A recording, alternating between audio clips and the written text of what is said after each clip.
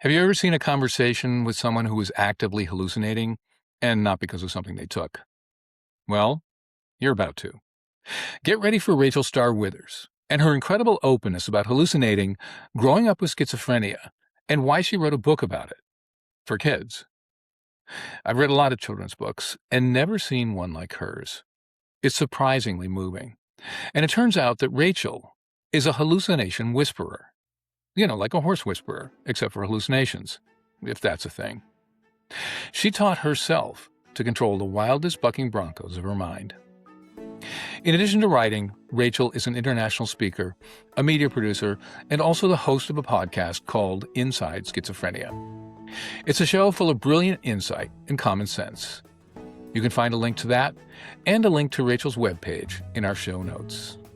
For now, buckle yourself in for a conversation that will blow up more misconceptions per minute than any talk I've ever heard. And keep your ears out for the similarity of actual hallucinations to AI hallucinations. This is Brain Stories Connections, uncommon conversation about how we can all do so much better around mental health and serious mental illness. I'm your host, Frank Kosa. If you like this, leave us a comment. Now here's my conversation with Rachel. Welcome to Brain Stories, Rachel. Thank you very much for having me. I want to start right in, and I want to talk about some extraordinary thing that you've done, which is you've written a children's book about childhood psychosis and hallucinations, which is a very unusual thing. Where and how did this whole idea get hatched? Quite a few years ago, my mom suggested, Rachel, you have all these experiences with schizophrenia, with mental health, and wanting to help people, you should write a book. And I was kind of being snotty at the time in my response because I did get some brain damage from ECT. And at the time, I was having a lot of trouble reading and writing. And I was kind of like, yeah, it'd be good if I could read and write better. And she immediately snapped back, well, why don't you do a children's book? And I was kind of like, oh, you're right. I should. And that's where I got the idea for it, was really her just putting it out there that like, hey, no excuses. No excuses what your problem is. Find a way. And then I kind of had the idea of I wanted to make something for when I was little, when I was having problems, when I was scared, when I was alone, and I really didn't know how to tell people I was seeing and hearing monsters. How do you deal with that in a kid's sense? And that's kind of what grew from there. It's Rachel, myself, talking to Lil Star, and that's me as a kid, kind of, and I help her figure out how to deal with her monsters. One quick question just to clarify for our audience, you said ECT. What is ECT? ECT is electroconvulsive therapy. I had that in my early 20s. And that can do a little bit of, that makes memory difficult, and that causes some issues with that. Yes. Yes. It's primarily used for depression. And I have schizophrenia, and then I also have dysthymia, deep depression. So it wasn't to help the schizophrenia, it was to help the depression. And it did. When it took out that deep depression, that made my hallucinations so much easier to manage. So that's why I had electroconvulsive therapy, if anyone's wondering, because that's not a normal schizophrenia thing. Yeah, interesting. When did the hallucinations start for you? I've had them as long as I can remember. I honestly grew up thinking that was normal. You hear stories like, monster under your bed, monster in your closet. I just assume we all saw the monsters. I just assume so, because why else did you have this like trope throughout society? So I just assumed really this is, what everybody's talking about. Do you have a first recollection of one? The first I remember is seeing the faces in the trees. I would these real kind of scary, frightening, demonic even faces would be in the trees, moving around, talking, and I couldn't understand what they were saying, but they were like kind of talking, and it would just mesmerize me. I would just kind of watch these faces. And that's, as far as I could tell, like that's the earliest I remember. Yeah, a specific hallucination that stood out. Now, my parents, they said that I had some imaginary friends when I was younger, like 3, 4, 5, that they think that was beyond what a normal imaginary friend should be. But looking back now, they thought the imaginary friend was like a normal occurrence, and I think mine were taken to the next level. So that's as early as 3, 4, 5. Next level imaginary friends. Yes, Yeah. I can see that. And in terms of what you were communicating about them, did you ever say anything? Did you tell your parents or siblings or friends? So I've grown up in the deep South, and I grew up very religious. And honestly, I thought it was normal. I You go to church 3 times a week, Sunday morning, Sunday night, and Wednesday night, and you hear about demons and angels and Satan. And I thought that again, it was normal to see because people are talking about it all the time. So as I got a little older, I was like, oh, okay, I'm seeing demons. All right, that makes sense because that's what everyone says it is, obviously, in church. And it wasn't until I was 17 years old that I said something like out loud to one of my friends, and they were like, "What are you talking about?" And I was like, "Oh, dude!" And that was like right that moment, I shut up because I was in high school and I wasn't stupid. I was like, not gonna get ostracized for this. So yeah, I immediately shut up and I was, "Oh yeah, nothing." But it seriously did not occur to me that other people don't experience this till I had like just turned 17. Wow. And so you shut up at that point and you Yeah. realized, okay, I'm not going to do this. When you first experienced them, you talked to them as scary. Was it terrifying? So everyone always asks me like, what do I see? Because it's real funny because I love horror movies. And my mom thinks that's crazy. Like, why would you like horror? Like, isn't it going to make your hallucinations worse? And I'm like, I've never seen anything in a horror movie remotely close to my hallucinations. Like, it doesn't bother me at all. And the closest I could say is there's a claymation stop motion movie called Coraline. And when Coraline goes into like the alternate world and it like starts falling apart and the mom becomes like a spider or something, that's the closest I can say that a movie has ever been to my hallucinations. The other is when AI started, and AI would mess up with like the multiple fingers and like the multiple eyes, and like something would look off, and you're like, what is going on with this humanoid creature the computers made? The beginning AI could make some twisted stuff that looked exactly like my hallucinations. Just the multiple appendages, the face not being, it's something's wrong with it. Something's off. And you're like trying to figure out, why does this picture look odd? There's something going on here. And that's kind of what it's like for me. I'd look at people and a lot of times their facial features don't make sense. They'll be moving around. They'll have like their eyes dropping down as they talk. And I'm just kind of like watching it drop down. And at the same time being like, it's not real. It's not real. It's not real. Pay attention to what they're saying. Wow. Even then you would know not real. I mean, even as a young kid. As a kid, I just thought, okay, that's Satan messing with me. That's what we're talking about all the time at church.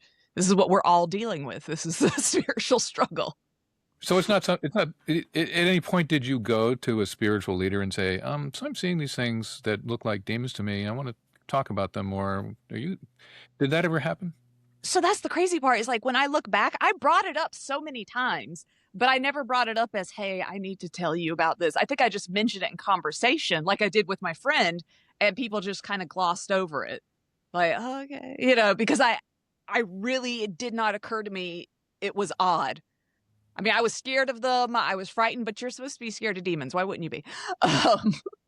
They're monsters. Yeah. So really, I brought it up a lot, but it was just kind of glossed over. But I never sat down with anyone and said, hey, I need to talk to you about this stuff that I'm seeing, the stuff that I'm experiencing. Because, yeah. And the other things that are sometimes called symptoms when we medicalize this, were they showing up? Were you experiencing other issues as well? So with schizophrenia, I think that a lot of the symptoms differ when you're younger than as you get older. And then of course, being a kid is weird. Like kids are just little weirdos. So it's hard to look back and say what was the symptom and what was me just being a kid in the South living in the country. And again, I was my parents' first child. So then you don't really know what is normal for children with your first one. What is interesting, I always think that is that I made straight A's. I did really well in school. And people tend to think that if you have a mental disorder, the grades is going to be the first thing that you notice slipping. And that really never happened with me. But behind the scenes, mentally, I was going through a lot. I would say with that also extreme depression. I was very, very suicidal. And it wasn't like I was like making a plan. It was more just like I was just constantly thinking about it and hurting When myself. Yeah. And it was just, I thought, again, I really thought that was everybody. I thought everybody just walks around wanting to kill themselves. Like just this like call of the void situation. I again didn't really bring it up because I thought we all went through that. Yeah. Wow. That sounds incredibly difficult to grow up like feeling that all so frequently. When do you first recall feeling that? I don't know if it was like the hallucinations told me to hurt myself or it was just something I did to help me deal with the hallucinations. But I remember hitting my head into things. Like, it's like I would kind of, I don't want to say lose control, but my head would get overwhelming. And I would sometimes like just try and make it all stop. And I might hit myself, hurt myself. And I would just fantasize about suicide pretty much. Even as a kid, and I didn't even fully understand what that meant, what it was I was fantasizing about. Um, because it wasn't like something horrible happened. It was just this always present feeling, this always present urge to hurt myself. And that desire to hurt yourself was to stop feeling the incredible discomfort. I think so, kind of to give in to the pressure of it. When you would feel depressed, would that be for a long period of time? Would it be how give me a sense of how it came and went. It it doesn't go. It's always been a steady with me. I've had a few little sparks where it lifted for like a day or something, and I'm always like, basically, it's like I'm on drugs that day. It's like, wee! But for the most part, it's just always been there like a big wet blanket you're just carrying around with you. A lot of people with schizophrenia, when it hits the first psychotic episode, it's such like a huge adjustment that is very noticeable for people around the person going through it. I think mine just happened so young that, yeah. And I did have a very big psychotic episode shortly, yeah, into my late teens, but there was no major one as a kid that like set off red flags or, yeah. Yeah, yeah. It was more So just like a steady. as a little kid, before you even hit the teen years, you basically were having a lot of hallucinations, feeling this general depression, but it was all normal to you. You didn't know anything else, and you were hearing enough about the world Yeah. around you that it sounded like everyone else is probably Oh, going yeah. through. I thought I was normal. Yeah. Yeah. I was like, we're good. And was there any particular hallucination where you felt, or any time when you saw something where you felt that was a particularly like memorable experience, or really was maybe traumatizing, or maybe even good? But I'm guessing most of the time they didn't feel good. No, I had a lot of traumatizing ones. One of mine that I've had since I was a kid and I still struggle with today is looking in mirrors. Things change when I look into like a mirror. My reflection doesn't make sense. It moves around. And that would freak me out so much as a kid, especially when you're thinking, you're learning to put on makeup and stuff and look in the mirror. And I was just sometimes fascinated. I would watch the hallucinations move around in the mirror and just stare at it. Because it's like I didn't understand what I was seeing and it was scary, but you can't look away. And I remember I would literally have these, I would be afraid to get up at night and go to the bathroom because I had to pass by, the bathroom mirror. So I would like kind of like awkwardly like slide my hand in to turn on the light and then kind of like shuffle without like trying to accidentally see this big mirror that was right there. Yeah. Wow, that sounds like quite an ordeal to go to the bathroom. Yeah. Jeez, wow. Oh my gosh.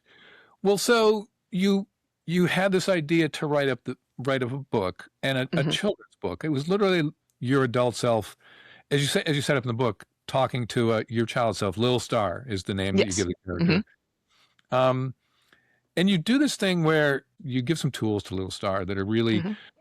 I'm going to editorialize here, I think Yeah. lovely. You tell Little Star to give the monster a name. First of all, you Mhm. call it a monster. Yeah. Do you feel like that's an accurate thing, or is that something you've tried to do yourself, or you ever did yourself? I mean, Yeah, I kind of think that's the best way to describe them was, yeah, monsters.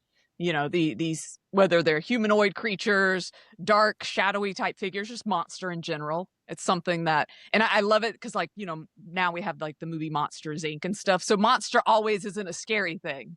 And that's my goal with the book, and how I treat every hallucination I have is turning this in from a scary monster to a nice monster. The monster's still there, but how we view it switched. How did you learn to view a monster differently? Let's just start there before you even got to talk about the book. Well, I kind of just learned it at some point that it was in my 20s. I didn't do that as a kid because, again, I thought it was normal, and I just thought, all right, let's be Right. terrified. Yeah. And I had a really bad hallucination in my 20s. And it was me without my face. My face had been cut off, and she haunted me basically for months. And it was so bad that I started making the cuts one night, to yeah, make her real. And one night I had like almost had enough of it, but I was so frightened and so scared, and I hadn't slept in days, and I was just like, you know what, I'm going to confront her. I'm going to confront her because this is insane. I'm going to die if I don't. And when I went to confront the hallucination, I realized it was me, and it was like me at my absolute worst.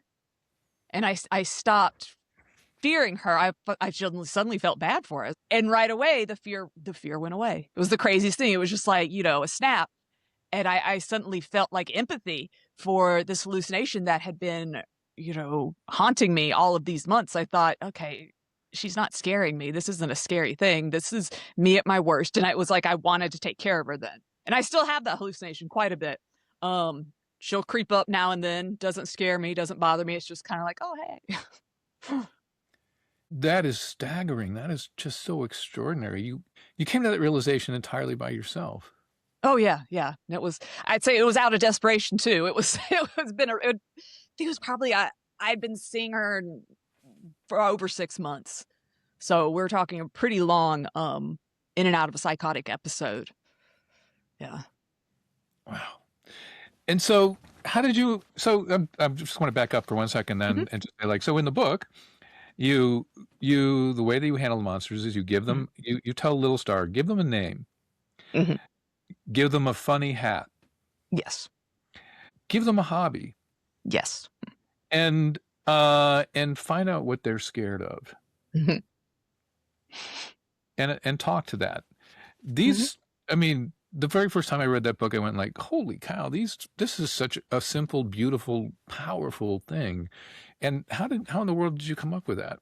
It's just pretty much that. Just how do I make a simple way of changing how you see? And the first step is to draw it, to get it outside of your head. Even if you are a horrible artist, and kids like to draw anyway, so it's fine, but the adult version too, you draw it.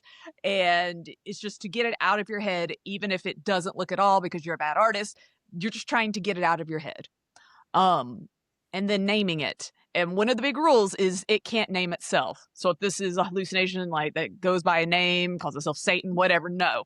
You name it, and name it something either like cute, like Cuddles or something, or silly, or like boring, like George.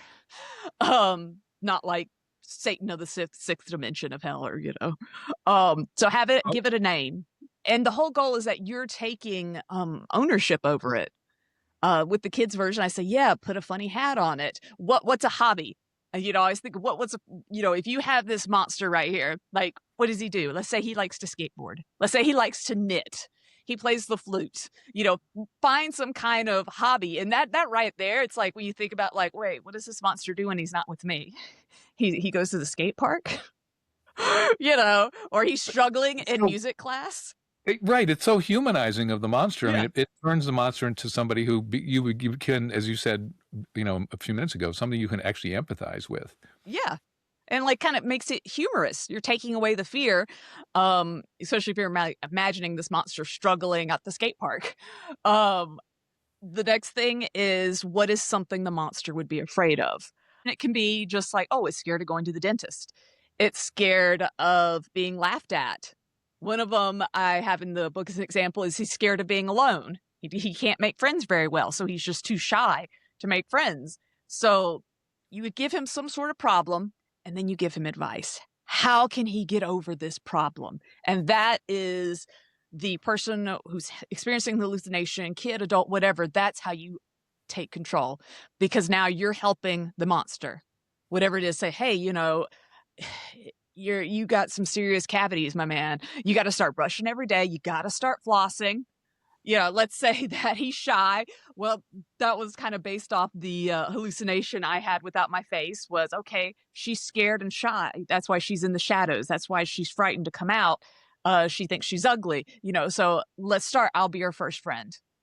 And yeah, that's you just kind of taking the monster out of his zone and putting him into yours and be like, all right, you're going to come along with me now, but we play by my rules. That seems completely brilliant to me. And this was something you basically came up with on your own? Was it a result of any kind of work that you had been doing, any sort of therapy you've been doing? No. I and this is just a public service announcement. I wish there was more cognitive behavioral therapy done with people who have psychotic episodes. There really isn't. It's pretty much just put us on antipsychotics. It would have helped me so much, whether kid, adult, someone would have been like, oh, hey, here's an easy, simple, like little trick you can try. It might not work for you, but let's try it. And no one ever did that. Still, to this day? Yes. Yeah, to this day. Wow. So have you done cognitive behavioral therapy, CBT? Oh, yeah. Yeah. And it's all just what I had to find on my own, what I had to reach out and find. It's never been suggested to me. I had to go out of my way to like, okay, let me find a therapist who does this. And a lot of them have turned me down. They don't feel comfortable working with someone with schizophrenia. It's kind of like, oh, well, that's a little too much, which makes me feel worse even more. You're like, oh, wow, wait, I'm too crazy Right. for a therapist. Yeah. Nothing like being stigmatized by somebody who's in the business of supposedly healing. Yeah. Mhm. The best therapist I've had over the years, and I just realized this just a few years ago, they were all social workers. They were ones who couldn't get rid of me. It was like you went all the way down to the bottom, and they were just ones I had found that I was like, oh, that's why these ones helped me so much. They didn't have a choice. And they've been wonderful. I have nothing but a great thing to say about, especially psychiatric nurse practitioners, therapists who are working with the government and like those systems, the social workers. They go through so much. And they're really the ones who come in contact with people with schizophrenia a lot more than even, I mean, I've had some psychiatrists that are like, oh, wow, you're only the second person with schizophrenia I've ever met. I'm like, oh, that's reassuring. Or they've only met people with schizophrenia in crisis. They did hospital rotation. So the only times they've met with them were people who were institutionalized, who were in crisis and like forced into a 2-week stay. So it's almost like they don't know what to do with me, because I'm not having a crisis. I don't need, it's just keeping me even kill. And they just don't know what to do with me a lot of times. Right. Exactly. The generalizing from somebody when they're at their very worst is, of course, one of the big mistakes that we all make in every field or many fields. Oh, yeah. And I mean, you basically came up with the techniques yourself. So you're sort of your own best healer is what it sounds like to me. There's so many people with schizophrenia and other serious mental disorders that we've adjusted. We've come up with coping mechanisms on our own. And I wish we could get together and share more of those. Because I've always found like when someone who experiences what I experience, when they're like, oh, hey, this is something I use. This is something I do. Let's say I turn on the fans to help drown out the voices talking. I do such and such. Their advice always helps me so much more than the advice I've been given by professionals. Because this is someone who's lived it and like tried it and like, no, hey, listen, this is what I did. You should try this. And I wish we could have more of that. I wish we had more people with serious mental disorders able to share, hey, these are the different mechanisms I've come up with to make it day to day, to survive day to day. Yeah, that makes 100% sense. And now I want to ask you, so you're somebody with obviously a lifetime of lived experience. Do you feel like it's valued? I don't think it is in like a medical community setting. I've had a lot of psychiatrists talk down to me, be very rude. To give you an example, I once gave like a presentation, and this psychiatrist was giving me a compliment. But he came up to me afterwards and goes, "Wow, that's so amazing! You talk so well. All the people with schizophrenia I treat are retards." I was Oh, like, Oh, Oof. yeah, like, wow, you just okay. And he said it so confidently, and I'm thinking, I feel really bad for everyone that you treat. Um, yeah, it's just like they look down on people who have a mental disorder. I understand you went to school for many, many years, but you can't discount the people who are actively living in the trenches with it, who are experiencing it every day, who are going through all of these horrible side effects from medication, dealing with the symptoms. And I think a lot of doctors just kind of gloss over all that. It's like, just take this pill, you'll be fine in 3 months. Maybe. Maybe. We hope so. We'll see. Yeah. Either Yeah. way, we'll see in 3 months. Right. And I think when what you were saying earlier about people when you're talking to other people and they say like, "Oh, I turn on the fan," and you go, "Oh, great idea." There are hundreds of ideas like that that I think Yeah. people who live with schizophrenia know and can share and talk about that, as you said, rarely get aired, rarely have a platform to air. We don't see it as treatment. We don't value it, and Mhm. it's a massive, huge loss Yeah. of knowledge, of talent, of things that could help so many people Mhm. do better that we don't tap into at all. I say I hallucinate around 90% of the time. And that's not necessarily giant monsters dancing around. That's just like even little things. Like I said, I have to avoid mirrors even to this day. So I look in the mirror, my face starts kind of morphing. 90% of the time? That's like my kind of estimate. It's always happening. If like I said, if I looking at me, like even now I'm talking to you and like I have two computer screens and one of them, my reflection is in the side of it, real dark. So I'm like, it's kind of irritating me. Just because she moves when I don't move and vice versa. Yeah. Uh, Yeah. but so Wow. yeah, it's little things. It's not necessarily like, oh my God. Yeah. But it's really helpful to hear that because thank you for sharing that because I just feel like, okay, it gives me some understanding of how much there is for you to navigate and that you're working with and working Mhm. around. And And I am on medication, just so we're clear. I am on antipsychotics and that still happens. Yeah, they're much more manageable. Um, but I don't think so many psychiatrists don't realize that hallucinations are very hard to get rid of, even with medication. Yeah, it's almost like residual effects are still there. You're still dealing with. yeah, yeah. I want to talk about actually the beautiful ending to the first part of your book. Mhm. What you say to Little Star, if you would just let instead of me saying it, and spoiler alert for those who are going to get this book, even knowing the ending doesn't matter, you should get the book anyway, I think. Little plug, but Rachel tells Little Star, gives Little Star some advice at the very end about what it's like to live with hallucinations. What is that advice? How do you end that? So little stars like, and I have her voice too. Sorry, Rachel. I'm no longer scared of Chester. That's her monster that we named. Why do I have to see monsters when other kids don't? And I say, you know what? I don't know, little star. All we can do is learn to live an amazing life and then find other people like us. And that's something that's important in my book is that once the different kids are able to find a coping mechanism for what they're going through, they're then able to recognize it in other children. And that's when they become a superhero, is when they help another kid who is having that problem. Um, because yeah, that's so much of like when you have this disorder, when you have any kind of thing, you can recognize other people going through the same thing you are. It doesn't have to be a mental illness, it could be other things, and you're able to connect, and that connection is what can really help bring people back from the edge. And I think it's something even little kids can do. That is staggeringly beautiful, and is my eyes are welling up Oh, because I just think it is so lovely and so clear about how an older person can help someone who's really young doing it, and then a young mhm. person can become empowered. And the idea of a kid going on to become a superhero is such a beautiful thing. And spoiler alert again, in the second part of the book, that's exactly what Little Star becomes, and Mhm. it was something that I was really blown away the first time I read the book. We're like, wow, that's just a brilliant idea. Mm. Of like, yeah, you can manage these and then help other people manage them, which makes you a superhero. Yeah, yeah. Connecting Um, with other people like you. And I think that's almost the big thing of it is that you're not alone. so important, Mhm. so fundamental. the book has sold a little bit, and but there was one one particular instance where it's sold to a school district, and you then went in and did some training with the counselors.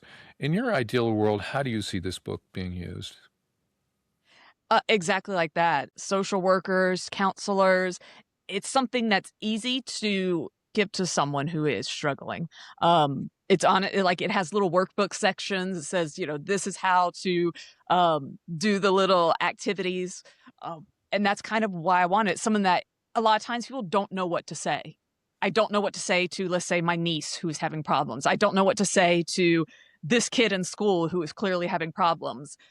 Just to be able to hand them a book, that was my goal. Just be able to hand the kid, hey, I may not know what to say. This is freaking me out, but hey, maybe this book can help you. What as an aunt can I do? What as a friend can I do? What as someone on the outside? What as, a baseball coach can I do to help? And it's hard to talk to everyday people like, okay, well, here's all the things you can do because there aren't many. Most of it is, listen and encourage them to get help. Yeah, and the idea of reading a book with somebody is such a simple but powerful way to connect. Mhm. I just want to say also that the book has three parts to it. One of them is about hallucinations and what you call childhood psychosis, but hallucinations essentially. Another one's about depression, and the third part is ADHD, attention deficit Mhm. disorder, or deficit hyperactivity disorder. It's for children who are experiencing not just hallucinations, but a variety of issues. Is it something that you see going into schools? I mean, I think that, many of us grew up going to gym class once a day or whatever, twice a week. We don't ever go to mental health class.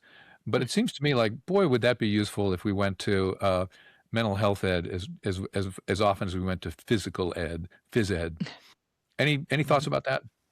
Oh, I mean, that would be great. Of course, the last 10 years, we've had such a huge push to have mental health.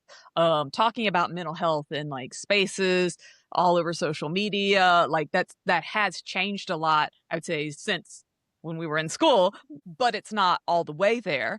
Serious mental disorders are not included in that. A lot of time people say mental health, they're thinking, man, are you stressed out? You're having a hard time at your job. They're not thinking, oh, you have schizophrenia. You're in the corner drooling on yourself because you're hallucinating a monster. It's like, okay, well, let's back that up. That's not the kind of help I meant.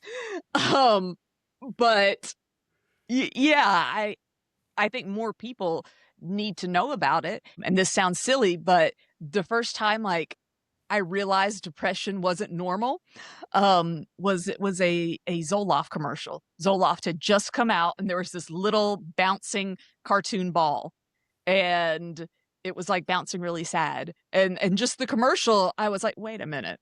That's how I feel like the sad little ball. And I was like, wait, not everyone feels like the sad little ball. Like that, like just that clicked in my head. I just remember seeing on TV and be like, wait a second. um, and that was just a commercial pushing a medication. Think if I had been able to take a class in high school and learned about those different things, or even had like a presentation where someone gave and said, "Hey, these are signs and symptoms, and this is how you get help for these things." This is what's normal and what's not normal. Because again, Yeah. I had no idea. Your book also, as I said, it deals with depression. It deals Mhm. with attention deficit disorder. So it is a kind of thing that the number of children who live with Yeah. schizophrenia is pretty small, but the number of children who feel depression and ADHD gets to be quite a bit of a larger segment. And Mhm. as you have said several times, as kids, we just walk around thinking everything that we're experiencing is the way the world is, and it's only when we get older we realize, oh, hey, um, it takes a Zoloft commercial to help us realize, oh, everyone's not sad most of the time or all the time. Mhm. Um, and so it's incredibly helpful to get that news when you're when you're actually young, um, Mhm. in a way that's understanding. You cannot have a discussion without talking about the illustrations. You did them all. Um, Yes. how did you come up with your style to illustrate? Oh, it's just been a weird little character.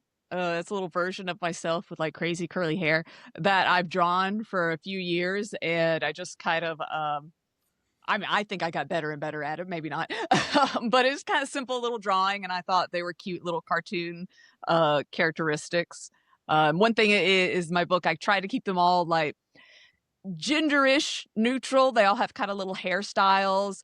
I try and keep them race neutral, so you really can't tell what exactly they are. And it was funny because at the time I was teaching modeling and acting when I was drawing them, and I would like hold up the pictures to my kids' class, and I would be like, "Okay, which one of these little kids do y'all like the most?" And I had a really diverse group, so they would pick out the different like hairstyles that they thought was the best for the book.